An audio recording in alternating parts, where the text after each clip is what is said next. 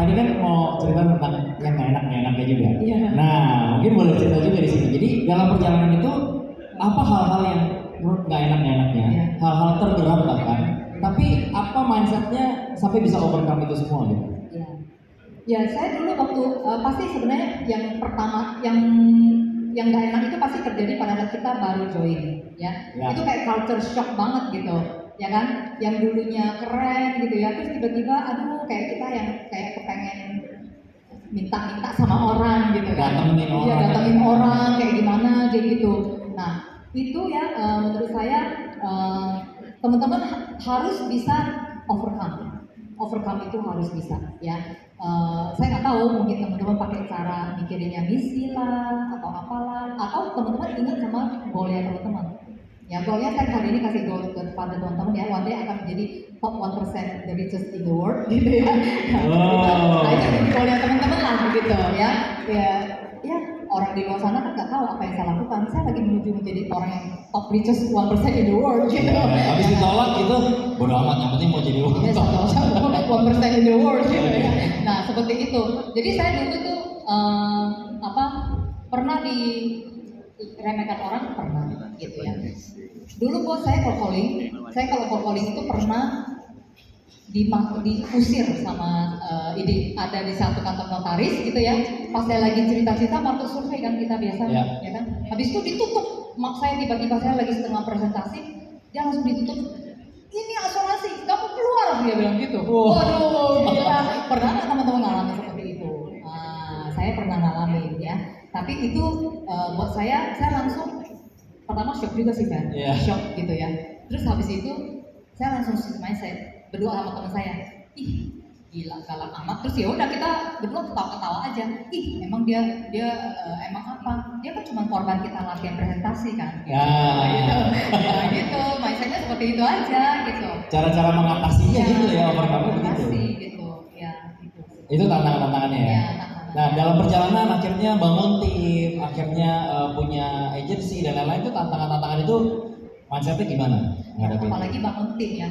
Kalau jualan sih masih kita yang kontrol kan. Nasabah mau galak, notaris udah nggak kenal, nggak pernah ketemu, ya kan? Tapi kalau bangun tim, memang kadang-kadang perlu banyak korban perasaan, gitu ya. Korban perasaan. Tapi semuanya itu melatih kita menjadi orang yang sabar. Ya. Gitu. Kalau bicara sabar ya, saya pernah ada slide berikutnya sih yang berikutnya yang setelah slide itu. Ya. Saya pernah ngerekrut tuh ya yang panjang sekali gitu loh. Teman-teman punya kesabaran yang segitu nggak gitu ya? Next coba. Ada sih. Next lagi. Nah ini kan ini karena kita rekrutnya bisa panjang banget baru nyampe ke yang tujuan akhirnya. Nih, Cassandra rekrut Lim Tung Ning ada rekrut Melena. Habis itu ada Maju atau Imelda, hilang semua ya. Yang merah hilang. Hilang semua. Nah, tapi ya coba kalau misalnya kita berhenti di Melena udah nggak ada Maju. Kalau berhenti di Maju nggak ada Anthony berhenti nggak ada Boston kalau berhenti nggak ada Ibrahim Tamila itu yang punya kantor agensi di Timika ya.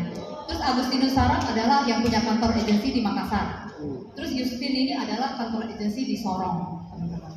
Coba panjangnya harus kesabaran yang kadang-kadang teman-teman kita nggak pernah tahu. Kita rekrut si A jalan ada si B yang masih tersisa gitu ya. Terus si B coba kita bangunin lagi, ternyata nggak jalan juga. Ada si C gitu, gitu dan panjang sekali gitu kadang-kadang. Sabar sih, harus sabar. Harus sabar ya. Jadi apapun tantangannya sabar aja. Iya, dan kita jadi belajar sabar ya. Kalau dulu mungkin kurang sabar. Si Edi sekarang udah nggak terlalu aktif di bisnis prudential. Sometimes dia agak kehilangan kesabaran. Kalau dia kehilangan kesabaran sama orang luar, saya bilang kamu harus balik ke Bro. Aktif lagi di Bro, biar lebih sabar gitu. Gitu. Itu kuncinya gitu. Wow, gitu ya. Nah, jadi dalam hal membangun tim gitu ya. Tapi kalau menghadapi apapun yang akan terjadi ke depan gitu, situasi-situasi yang tidak sesuai dengan idealisme atau keinginan kita, itu apa mindsetnya menghadapi hal itu sebagai pebisnis maksudnya? Kan ke depan mungkin ada sesuatu yang nggak sesuai gitu, sesuatu yang nggak sesuai sama seharusnya di pikiran kita gitu. Atau mungkin ada regulasi yang mungkin juga nggak sesuai gitu.